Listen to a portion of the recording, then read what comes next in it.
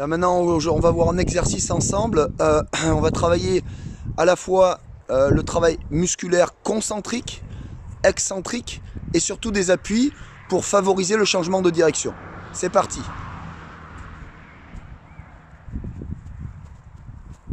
Alors, comme vous pouvez le voir ici, 2 appuis à droite, 2 appuis à gauche, très dynamique.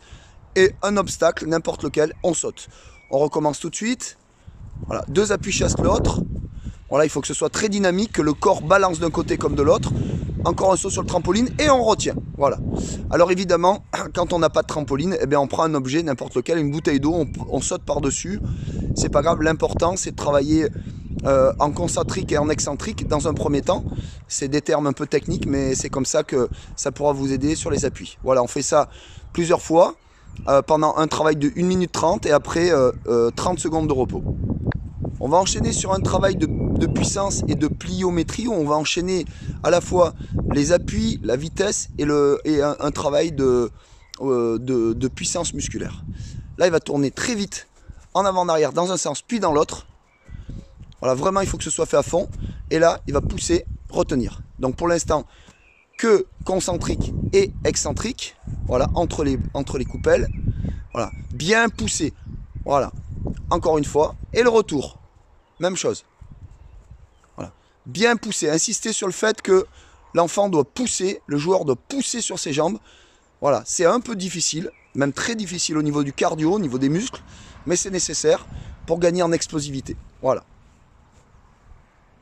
Alors après avoir travaillé l'enchaînement du concentrique-excentrique, cette fois-ci on va bien faire de la pliométrie, vous allez voir la différence. Donc là le joueur va devoir faire le tour de l'objet, quel qu'il soit, dans un sens à fond et dans l'autre. Après, il arrive devant les coupelles qui sont espacées d'environ 40 cm et il va chercher la hauteur et en enchaînant, vraiment sans s'arrêter, c'est ça le travail de pliométrie, l'enchaînement de l'excentrique et du concentrique. Voilà. Et là, il termine par un saut. Voilà. Et après, il fait le retour. Alors là, c'est très sollicitant au niveau musculaire et cardio. Voilà. Donc, suivant les catégories, bien sûr, vous en mettez moins des coupelles, vous en mettez que 5 ou 6. Là, c'est un U14. Donc, voilà, on peut travailler un peu plus. Parfait. Alors là, on va faire un petit travail de psychomotricité, c'est-à-dire faire travailler l'esprit sur les membres inférieurs et supérieurs.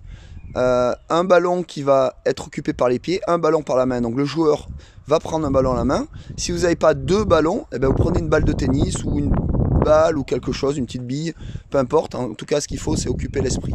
Donc là, il va utiliser le haut du corps et faire un exercice avec le haut du corps et un autre exercice avec le bas du corps. C'est parti.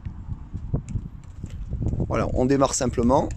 Voilà, il fait travailler le haut du corps, le bas du corps en même temps. Donc ça demande de la sollicitation au niveau des différentes parties du cerveau.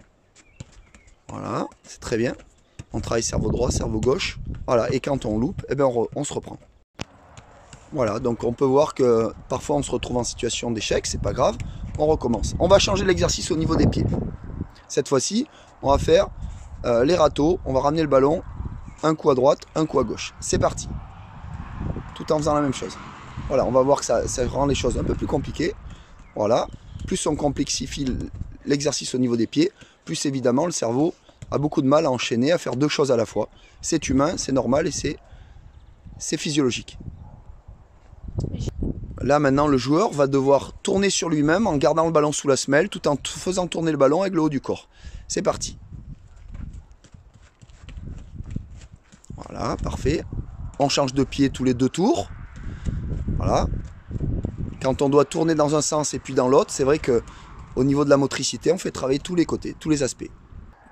Là, pendant que le joueur va faire des flips le plus rapidement possible, moi je vais lui envoyer le ballon et il va devoir me le renvoyer correctement.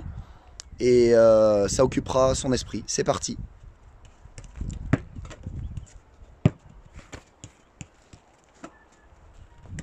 Voilà, on voit que c'est quelque chose qui n'est pas facile à réaliser.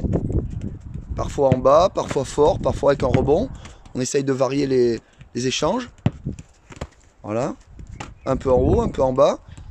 Alors là, apprenez aux joueurs en même temps à lever la tête. Regardez ce qui se passe aussi devant lui. Pas toujours à travailler avec le nez dans le ballon. Ça, c'est très important. Voilà. Donc là, j'arrête là parce qu'avec la caméra, c'est pas facile. Alors maintenant, on va terminer par un exercice Alors bien sûr, il faut avoir équipé de coupelles, mais vous pouvez le faire avec des bouteilles, avec n'importe quel objet, c'est pas grave. Espacé d'environ 20 à 25 cm pour que le pied puisse se poser au sol.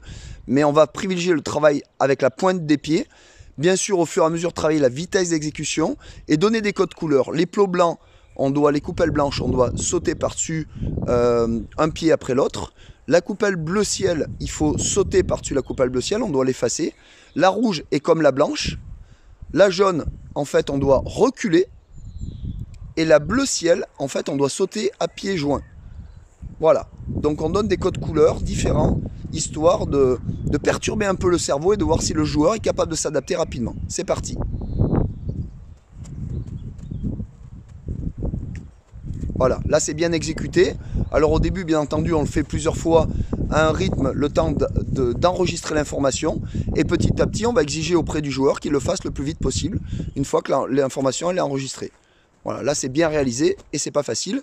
Croyez-moi, vous verrez, et ça demande parfois plusieurs séances de pratique avant de bien enregistrer, surtout que le coach doit modifier les informations, pas toujours faire la même chose évidemment. C'est parfait. À bientôt.